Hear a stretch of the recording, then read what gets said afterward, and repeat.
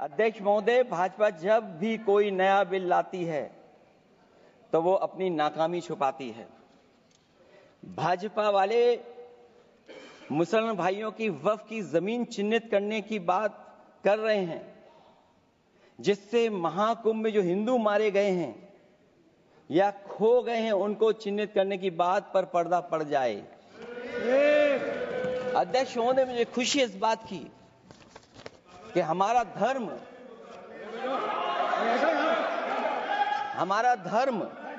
अध्यक्ष महोदय नहीं कुछ कहना चाहते हैं नहीं प्लीज, उनको अलाउ नहीं किया। अध्यक्ष महोदय, कुंभ में आस्था सबकी है, कोई ऐसा नहीं जिसकी आस्था ना हो। और कुंभ कोई पहली बार नहीं हो रहा था। ये भारतीय जनता पार्टी के लोगों ने ऐसा प्रचार किया कि 144 वर्षों के बाद पहली बार महाकुंभ होने जा रहा है और लोग निकल पड़े। सरकार ने कहा कि हमारी तैयारी 100 करोड़ की है। आप कहते टेक्नोलॉजी का हम इस्तेमाल करेंगे, जमीनों को हम मैपिंग कर करके डेटा एंड रिकॉर्ड ठीक करेंगे। अध्यक्ष महोदय, ये बताएं कि वो 30 लोग कौन थे, उनके नाम क्या थे जिनकी जान चली गई। न केवल जान जाने वालों की, बल्कि अध्यक्ष महोदय ये सरकार बताए कि जो लगभग 1000 हिंदू खो गए हैं, जो अभी तक नहीं मिले, जो अभी तक नहीं खोज पाए हैं, वो 1000 हिंदू की सूची कहां है? और फिर धर्म कारोबार की बात है, जो ये लोग अध्यक्ष महोदय, मैं कार सेवक वाली बात इसलिए नहीं छेड़ना चाहता हूं। अध्यक्ष महोदय, ये शायद माननीय सदस्य जानते नहीं कुछ सच्चाई नहीं जानते। अध्यक्ष महोदय, ये संविधान की वजह से, संविधान को बचाने के लिए, हिंदू एकता को बचाने के लिए कुछ फैसले लिए गए, लेकिन एफआईआर हम लोगों पे नहीं लिखी गई थी। एफआईआर उन पे लिखी गई थी जो बेचारे तैयार हो गए थे सुबह, लेकिन पता नहीं कहां से फोन आया था, कहा था कि अब तैयार तो हो गए हो लेकिन आप शिलान्यास में नहीं आ सकते। बहुत सही। इसलिए बात को इधर से उधर नहीं में ले जाना चाहता। अखिलेश जी, जरा वक्त पे भी आ जाओ। अच्छा, वक्त पे आ रहा हूं।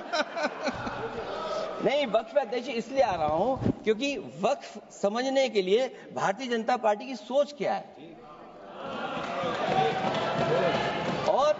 और ये अध्यक्ष महोदय जब ये कह रहे हैं कि इससे कारोबार होगा, अध्यक्ष महोदय, धर्म की चीजों से कारोबार नहीं हो सकता। हमारे उत्तर प्रदेश के मुख्यमंत्री जी ने भी कहा कि कारोबार होगा। वो 30 की गिनती में उलझे हुए हैं, जैसे 30 मार खाए वो। उनसे पूछा कि जान कितनी गई, वो 30।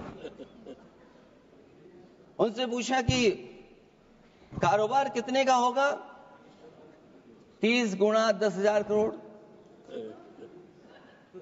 सोचिए, कुंभ हमारा क्या कारोबार की जगह है?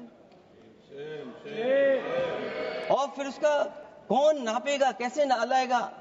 और फिर हमारे माननीय मंत्री जी कह रहे हैं कि जमीन, चाहे वो रेलवे की हो, चाहे वो डिफेंस की हो, वो भारत की जमीन है। मैं भी स्वीकार करता हूं कि रेलवे की जमीन भी भारत की है, डिफेंस की भी जमीन भारत की है। क्या डिफेंस की जमीन नहीं बेची जा रही मंत्री जी? अध्यक्ष महोदय, क्या रेलवे की जमीनें नहीं बेची जा रही हैं? अध्यक्ष महोदय, केवल यहां तक नहीं, कितना हस्तक्षेप होता है।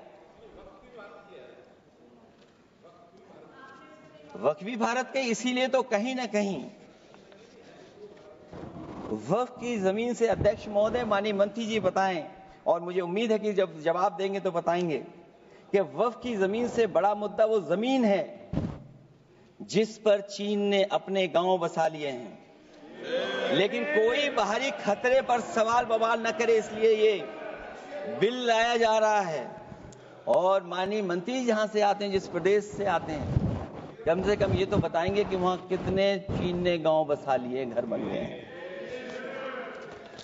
अध्यक्ष महोदय, आपके माध्यम से सरकार गारंटी दे कि वक्फ की जमीन कभी भी किसी भी पैतरेबाजी से किसी और मकसद के लिए किसी और को नहीं दी जाएगी।